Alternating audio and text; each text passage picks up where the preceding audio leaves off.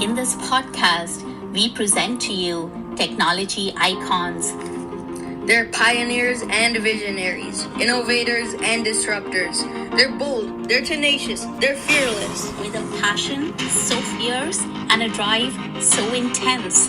With a vision so profound and a cause so deep. Through hard work and hustle, determination and perseverance, they've overcome challenges and disrupted the status quo. They've conquered new frontiers and opened up a world of possibilities. They've built businesses that solve real-world problems and improve human lives. Join us as we uncover their stories, explore their worlds, and learn from their experiences. Let the journey begin. Welcome to yet another amazing episode of The Tech Icon. Hi, my name is Chitra. Hello, my name is Aditya, and we're going to be your host for the show. Our guest today is Kishore Gopalakrishna, a technology entrepreneur and the co-creator of Apache Pino. He is currently the CEO and co-founder of StarTree, a real-time enterprise-grade analytics engine powered by Pino. The company has raised a total of $75 million in venture capital. Kishore loves solving hard problems, and he's authored numerous projects in distributed systems, including Apache Helix, Espresso, and Third Eye. Kishore holds a bachelor's in electronics from the National Institute of Technology in India, and outside of work, he enjoys biking, cricket, and spending time with his family. He lives in Los Altos with his wife, Shilpa, who works as a senior director at Google, his 13-year-old Sanvi, who's passionate about robotics, and his 9-year-old son, Saahas, who likes to play chess. We are delighted to have him on the show. Kishore, you are a technology icon. Welcome. Thank you, Chip. Welcome to The Tech Icon, a podcast that celebrates technology leaders. Thanks, Aditya. Very excited to be here and looking forward to the conversation. Awesome. So, Kishore, while we focus on your journey for the most part, let's take a moment to learn about your current venture. So, what's your vision for StarTree? That's a great question. Our vision is really simple. It's to truly democratize real-time analytics and unlock the power of data for everyone. I like to stress on the word truly democratize because a lot of folks talk about democratization of data, but only few folks within the technology company actually leverage data for their day-to-day decisions. Our vision is to change that every interaction that we have, every decision that we make, we are actually leveraging the power of data to improve that experience. Right? So that's the whole vision of StarTree, and that's kind of why we started Apache Pino as well. And StarTree is really a continuation of that vision to bring it to the entire world beyond LinkedIn. That's great. So, true democratization, it really is.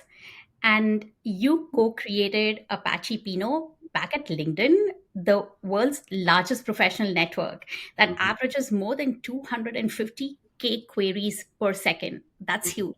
Now, how did the idea come about and what impact did it have? One of the things, if you go back to LinkedIn in 2010, 2011, it was very different. It was really a resume site in a way. So you would just go to LinkedIn to change your profile when you change companies. And that had to change. You might have used this. This is the who viewed my profile application on LinkedIn, right? Which is simply shows like, hey, who are all the people that looked at your profile. It was a very simple, cool idea, but it just blew up. And that's kind of resulted in a lot of challenges on the backend side in terms of the technology, because there was hundreds of thousands of people looking at this dashboard. And that's kind of what led to creation of Apache Pino, because the existing techs couldn't really handle this workload. Even now, when I actually started the company, I was not using this that way earlier. But now when I look at someone who has looked at the profile, I actually try to research more about their company. What do they do? What is their analytical stack? So it's actually a pretty big tool that we use in our sales and marketing as well. So there are a lot of these things that you can actually do on a day-to-day basis. And that's kind of what really motivated us to build something like Apache Pino. It was one use case, but once we saw the success of that, it was apparent that every other application in LinkedIn needed something like this. That's amazing. And LinkedIn's scale, like you said, is massive. Now, for this next section, let's take a walk down the memory lane to celebrate you, your journey, and really inspire the world. Adi, take it away. Yep. So the childhood experiences really shape one into their future self. With that being said, let's get to know a bit about your early years. Where did you grow up? In Bangalore, And what did your parents do? my dad is a doctor and my mom is housewife. So, how would you describe your childhood? It's a lot of fun. I was big time into sports and I was not too much excited about studies, but I always wanted to play. That's kind of everything that I remember. And any hour of daylight that we got, because there was no extra lights that you would get after sunset, every hour and every minute of the day, daytime, I would find ways to play. So that's, if I think about my childhood memories, that's the thing that comes to my mind, is always finding ways to play some or the other game. Rain or shine, it doesn't matter. If the grounds are not available or if there is not enough space to play cricket, you make up another game. Whatever is available, we kind of came up with our own sports and our own rules to always play. Yeah, sounds really fun. What did you want to become growing up? Did you have a dream? Oh boy. Funny enough, I mean, again, this is not something that I remember, but my parents say that I always wanted to become a truck driver. I don't know why, but I think it just, the sheer size of the trucks and definitely motivated me. But again, a lot of people talk about having dreams and other things, but I think I had a very simple one, to become a truck driver. Did you have any role models? Not really. It's something that I was never saw someone and say like, oh, I want to become exactly like this person. I think my thing was I always respected a lot of really good people, but I would always figure out like one or two dimensions. It's not like a complete overall replica of that person. But there were definitely a lot of good role models, and especially in sports, all the sports people definitely inspire me a lot because of the hard work that they put in.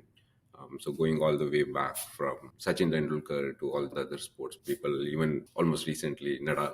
And that hard work and perseverance, that kind of carries into work life as well, right? Absolutely. Very cool. Were there certain values that you all believed in as a family that you still hold dear?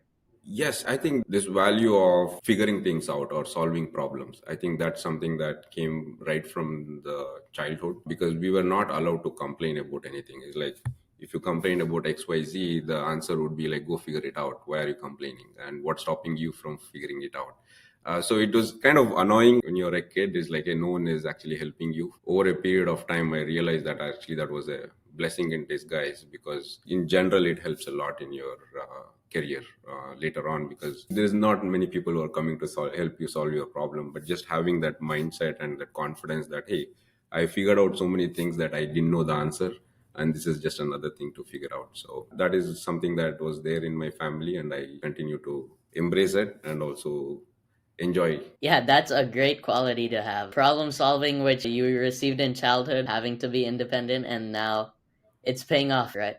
Yes, absolutely. That's really cool. Next, let's dive into your educational journey and get some advice for students. Which high school did you attend? I was in MES Kishore Kendra. This is in Malleshwaram in Bangalore, if anyone is from that place. Then you went to the National Institute of Technology in India for your bachelor's in electronics. How was that experience?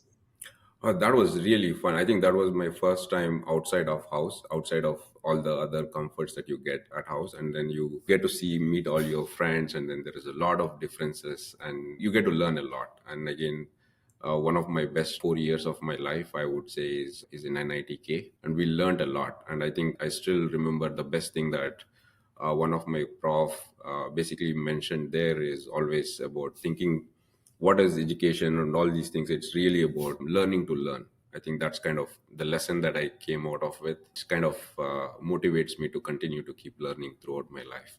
And that's what really education is teaching you. It's not necessarily that, okay, I learned electronics or electrical and then that's the end of it. What you're really using the education is to get the ability to learn. That is important for rest of your life. Yeah, I think the learning to learn phrase is really strong, right? It's not just about, oh, I can memorize a world map. It's like, Yeah. Hey, these are some strategies which I can use to problem solve and then help me in my future. Absolutely. Yeah. It's very interesting. And it also simplifies the definition of education, right? Because a lot of times we get hung up on, hey, we are doing this. So what's the future? I'm studying XYZ. And today, like, you're studying computer science or you're doing mechanical. And there are a lot of people in colleges who get stressed out because, like, hey, we are doing some specialization that really doesn't have a lot of jobs outside, or what is the future. But instead of getting hung up on that, you just focus on, like, hey, I'm just learning to learn, and then tomorrow there might be something else that's needed. And today the whole world is changing into AI. Now you've got to learn that new thing. You cannot just live with what you have learned so far. It's a great concept. It like relieves a lot of stress as well, in terms of thinking too far in the future and worrying about, like, hey, what will happen if this whole world changes and I'm studying XYZ. Exactly. I think that's a really strong perspective to have. You talked a little bit about how being at the National Institute of Technology, this was your first time away from home. Did that bring about any new challenges? And perhaps did that work to your benefit in the future? Definitely a lot of challenges, right? I think it's almost like turning from an IC to a team model, right? Because until then, you're studying, your exams and all those things are really based on how much effort you put in. There's no value for the teamwork or working with others. I think once you get into the college, and especially if you're in the hostel away from home, then a lot of things is about influencing others and also accommodating, compromising. There are so many different values that it actually teaches you, and that's the thing that helps you later on in your career. That's a big change. A lot of people, when they finish their education and get into their career, so it's a big change because it's no longer individual contribution that matters. You have to work with everyone else in there, and that's one of the challenges we all face. And I was very happy that I faced that in college, and it was really nice to crack that. You see the benefits of that. If you want to go fast, you go alone. But if you want to go far, you want a lot more people to go with you. Team is super important later on. Yeah, that is very true. Now, would you call yourself a good student? I don't want to lie in this. No, I'm not. I'm not, unfortunately. And I don't know if I should be telling this to you, but yeah, I think it is just probably to do something about education back in India. There was not too much of scope for questioning in India. This is the syllabus, stay within that. And then I think that's kind of something that frustrated me internally, because I was always about figuring things out, asking more and more questions. As a child, you are always asking why. And then suddenly the society stops you from asking why. Something that internally I always had that fight. Why am I not supposed to ask why? And unfortunately, the education in India was very different at that time. It's improving a lot, but that's kind of what made me a kind of a bad student as well, because I didn't really like sticking to the syllabus. Yeah, that's very interesting. Cool. Would you call yourself an introvert or an extrovert? Definitely an introvert. Okay. And finally, what is your advice to students and parents struggling with the pressure of school? Oh, I don't want to downplay that there is no stress. I do want to call out that a lot of times this is really something that people have in their mind, and then they artificially think of this as a lot of stress. And I think for me, the best mantra is always to take the next best action. I think stress is generally a result of inaction, and if you take any action, you will always are making progress towards overcoming that stress. If I have to give an advice, it would be just take the next best action. So more like don't think too much about the future, just where you are right now, forward steps. Exactly, take an action, right? I mean, because you cannot just solve a problem by thinking about it. You need to act on something. It's fine if that action that you're taking is wrong, but at least you took an action, you learned something from that. You have a much better idea of doing something else. If you're constantly getting into a loop and just stuck in, like, just thinking about the problem, thinking about all the symptoms of that problem or all the other effects that happen, then you're not making any progress. Often it's just taking that one step. You can call it inertia, you can call it a lot of different terms, but it's really about taking that next simple action. And it may not be the final solution, but at least you're one step closer to that solution. Yeah, that is amazing advice. All right, now I'll pass it over to my co-host to cover the next segment, work and entrepreneurship. Thanks, Aditya. Kishore, I loved what you talked about learning to learn. going far versus going fast, and really the importance of teamwork. Before I dive into entrepreneurship, I have a quick follow up on your hobbies. You said rain or shine, you were always playing. Cricket it was for most part. You idolize Sachin Tendulkar. So would you call yourself a batsman, a bowler, or an all rounder? I was a bowler. I used to play a lot of cricket even in here. There is a cricket league that happens. I was a bowler, and then I had a surgery. Unfortunately, I bowled a lot, and then Oh no. I had a shoulder surgery. So then I had to switch to a batsman again.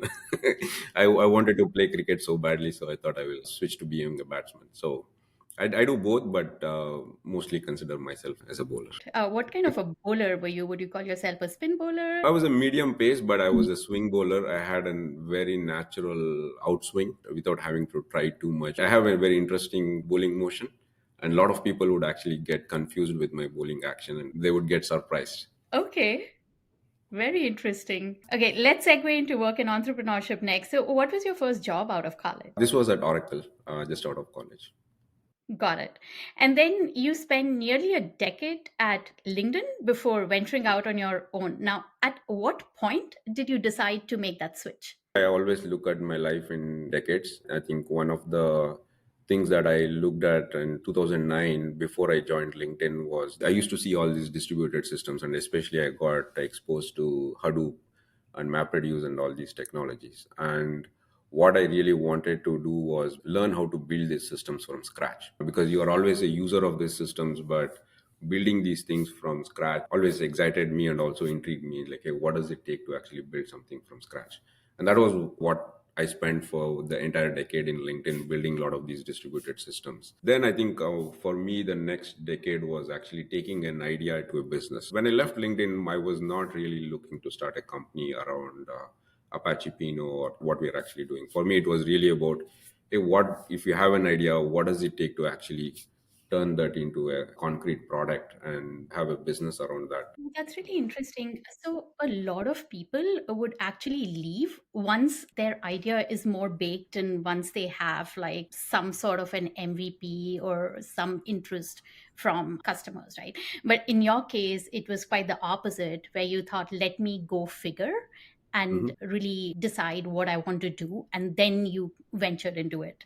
Is that about That's fair? right. That's right. Yeah. Again, there are so many different ways to start a company, so many different to get here. But I wanted to give my 100%. And generally, when you're in a company, it's very hard to give that 100% to an idea. I think for me, just getting out and then focusing on that was really important. And just continuing to be at LinkedIn and then trying to do this on the side, you're not really doing justice. And that takes a lot of courage, a lot more courage, I would say. So, after LinkedIn, did you take some time off where you were like kind of going over these ideas in your head, brainstorming, meeting folks, whether they were like friends or investors or VCs? What did that transition look like? Yes, I was doing all those things, but it was always important for me to understand the outside world as well, because one of my feeling was that I was in Oracle, then Yahoo, and then LinkedIn, and all these are really, really big, massive companies. My worry was that I was too far detached from the reality of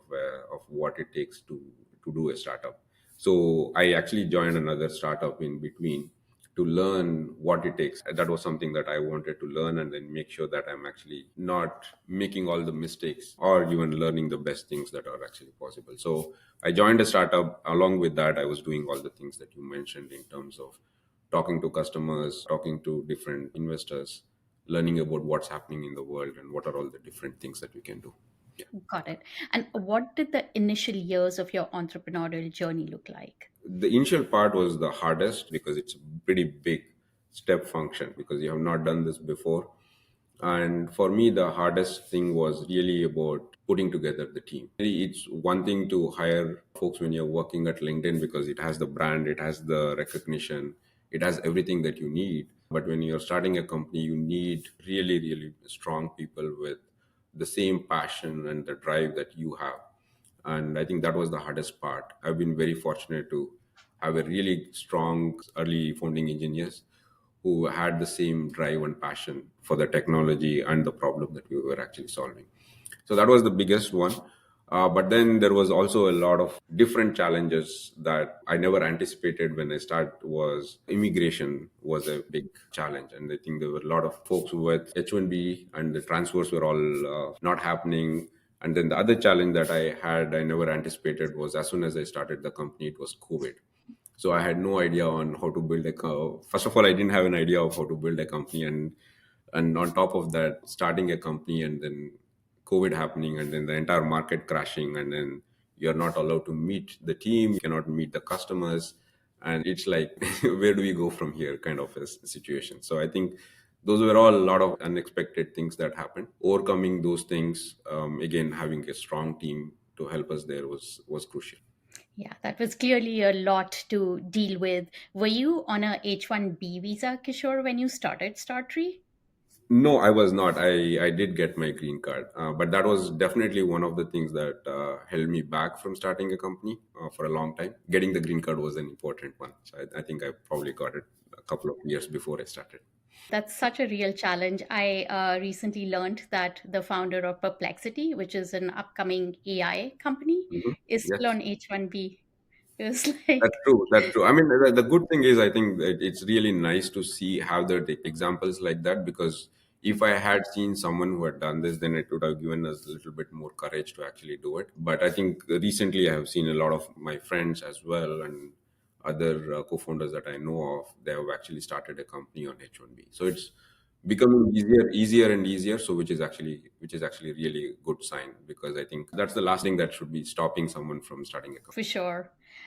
Talk to us a little bit about your very first customer and your very first investor. How did that happen? Any interesting stories there? The first customer is always special. I think the biggest thing for us is we were an open source company, right? So we had an open source project, Apache Pino. And this customer was actually using the product, the open source project. But there was this other services company that were actually offering services to them, providing the support and other things. So it was really hard for us to get involved in that relationship. For me, it was one of the first things that hit me hard was like, hey, just building a good product is not enough. When you're building a business, you got to be able to solve all these other problems as well. So product is just part of the solution. I think this is where the first investor also came into picture. So they helped me a lot figure this out in terms of how do you get in touch with the person who is actually using the product, but at the same time you don't get into trouble with the people that are actually providing the services or the support model. So I think a lot of these were challenging. It's something that you don't anticipate when you start the company, because you think you build a product, Yeah. you get someone to like it, and then they just pay for it. So it's you in a way it's good that you don't think about all these things, because if you think about all these things, I think no one will start the company. So it's okay to be naive in, and it kind of turns out a blessing in disguise, because you end up thinking too much, and it's not an impossible problem to solve, but it's something that is also needed along with building a product. That's great. Are you able to share the name of that customer and your first investor who helped you navigate the situation? CRV is the first investor, and then 7-Eleven was the first customer. Oh, nice. Cool. You also talked about transitioning from bigger companies like Oracle and LinkedIn to startups, right? And there's a whole 0 to 1 involved there, like you talked about. Now, do you have tips for people who are transitioning from bigger companies to startups? One thing that I realized was, even though I was in bigger companies, I always operated in some set of values and principles that actually matter a lot in startups. I think it's really that problem solving mindset that's super important, because startups are a place where you will come up with problems that you had never thought about, and again, you wouldn't have thought about it just yesterday, and then you wake up the next day, there is a problem. For me, I think it's more about the mindset that you are operating on, whether it's small company or big company, and what is your reaction to that when you see a problem. The only tip that I would give is like, if you are confident in terms of your value that you're bringing to the table, and have the grit and perseverance to actually face these problems and ask for help. I think that's another thing that I would definitely ask, which I was very, very surprised, and I'm also very fortunate to be in the Bay Area, where you get a lot of help. And I think I was always hesitant to ask for help. I always thought that it was a sign of weakness when you ask for help. I think that's something that I learned, and the amount of help that you get in Bay Area is just amazing. So I think that's another one. Just ask for help, and I think a lot of people helped me when I got started. So, and I would like to pay it forward, and I think that's the nice culture that we see in the Silicon Valley and also rest of the world as well. Yeah, that's really good advice. And Kishore, what you said about asking for help, it's still perceived as a weakness, but it's not a weakness. So putting that out there is very important. Yes, just some of these preconceived notions that we have based on whatever upbringing we have or based on whatever we see in the society. It's totally fine to ask for help. Yeah, yeah, that is so true. It's like really whatever it takes. It Yes. is. And on that note, let's talk about some fun stuff. I will hand it back to Aditya. Yep, let us talk about some fun stuff indeed. What are your hobbies?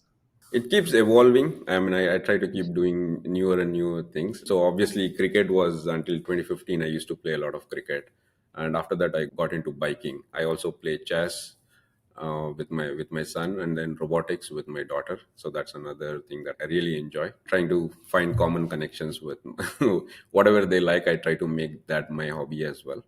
And now trying to get back into table tennis. I just got a ping pong table for my son at home. That's my new hobby as well. Also trying to learn some golf. Yeah, that's very cool. I guess we have connecting hobby in table tennis. I see that board name behind you. Looks like you are you are a champion. I think once my son gets better, I will definitely ask him to meet you and get some tips from you. Yeah, sounds good. Is there anything that keeps you up at night? It's a good question. I think not really. I think for me, it's just that trust that I have that, okay, we will figure out. I mean, yes, there are problems, but it's just the trust that you have the team that will actually help you figure that out. That's a great place to be in. And I've been very fortunate to have a fantastic team at StarTree who can allow me to sleep peacefully at night. So, what do you think are some of the necessities to have this trust that everything will work out in the end? It's not magic, right? I mean, obviously you have to work very, very hard to get to that state. It again comes down to how hard you work when you're hiring a person, right? Are you willing to just hire the first person that wants to join the company? Or are you setting a very, very high bar and then you're willing to wait for that right person, right? And that was one of the challenges that I had as well very early on, was like, for almost 6 to 7 months, we couldn't hire anyone apart from the initial set of people that we had. You have to work really hard to learn a lot of skills, at the same time get the best people out there. Yep, it's all about the people around you. Would you like to share something that very few people know about? I think I generally don't come across as highly emotional, but I am emotional. I cry in movies. So I can get pretty emotional as well. But something that most people don't think of it that way, because you also have this other view that, hey, any problem can actually be solved. You have this side effect of people thinking that, okay, nothing will affect you. That's the one thing that I think most people don't know about me. Yep, okay. What's your favorite part about being a robotics dad to your daughter and a chess dad to your son? Oh, I like both of them. They both are very different. I think that's one thing that I really enjoy, to see that they both have different strengths. And I think for me also, it has been a great learning, because I kind of relate more to my son naturally based on the qualities. But then I see the qualities in my daughter, and then I start appreciating that a lot more as well, because it's something that I miss. But it's amazing to see her abilities in terms of how much effort she's willing to put on something, even if it's not natural to her, and then how she can actually change. So for example, in robotics, she's actually the builder of the robot as well as the driving. But then driving robot was not natural for my daughter, and she was not really great at driving. And we still have videos that we go and look at, but now she is like completely transformed. She's one of the best drivers out there. She had to go through a lot of embarrassment there, because she wouldn't even know how to make the robot move left or right, but then she didn't give up. She had that grit to actually put in the effort to become the best driver. So I'm very happy about that. My son, on the other hand, is natural in a lot of different things, and he can focus a lot very quickly, just non-stop. No one needs to tell him anything. He likes ping pong, and then he's just now playing every day, every hour, every minute. So he's very different in his own. Once he loves something, he's like, don't disturb me, just leave me alone, I just want to continue. Very different, but I enjoy both the qualities. Yeah, that's very special. And I feel like that thing you talked about with your son, he just like hyper focuses. And if you think about chess, that's like perfect, right? Yes, yes, absolutely. Again, he can sit on chess as well for hours, which I'm actually very surprised given his age, and he's able to do that. It's cool that you're able to carve out time for your kids' activities while doing your CEO job. Any tips for other CEO dads and moms out there? I think you can look at it in two ways. It's like, hey, what could you have done instead of playing with your kids? But to me, it's actually a break from the work, so you're not thinking about it all the time. And at the same time, it's very hard to get back this time, especially when they're at this age. And even if you have time later on, they probably don't want to play with you.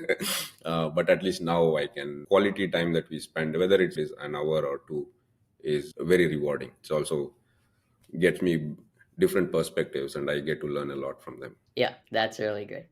Seems like both you and your wife have pretty demanding careers. What does that work life balance look like for you? I'm very fortunate. My wife is very understanding. In fact, she was the one who pushed me a lot to actually start because I was also contemplating a lot whether I should start the company or not. Because it's a big decision, and she's been very, very supportive. So I think it's really about understanding each other, figuring out when who needs help. I think that's kind of what matters. Thank you for sharing your personal side. It clearly takes a lot on the part of the family.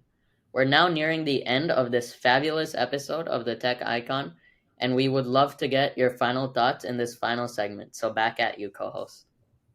Awesome. Let's end on a note of celebration. Now, Kishore, startups are hard and journeys are long. Do you ever take a moment to pause, reflect, and perhaps even celebrate? And if so, how do you like to celebrate your wins? With the team, always love to just do any activity. Again, we don't think too much. I mean, even if we are just in the office and we get to celebrate a customer signing a deal, we just go out, take some pictures, and then even if it is a simple coffee, I'm not big into like, okay, let's plan how to celebrate this. I think it's in the moment, you live that moment. That's great. So, really living in the moment, creating memories, and going back to them.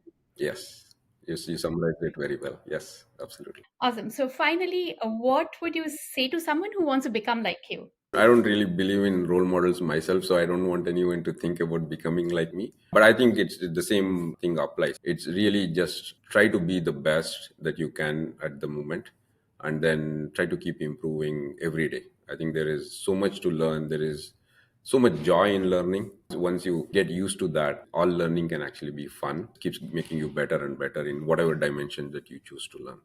Very good. So keep learning it is. And on that note, thank you very much for joining us and really inspiring students and entrepreneurs across the globe. We wish you the best. Thank you so much for having me here. It was really a pleasure talking to both of you. And Aditya, I will definitely sign up to play ping pong with you at some point. Yeah, I would love to. Thank you for your time. And I think, yeah, we got some really nice insights.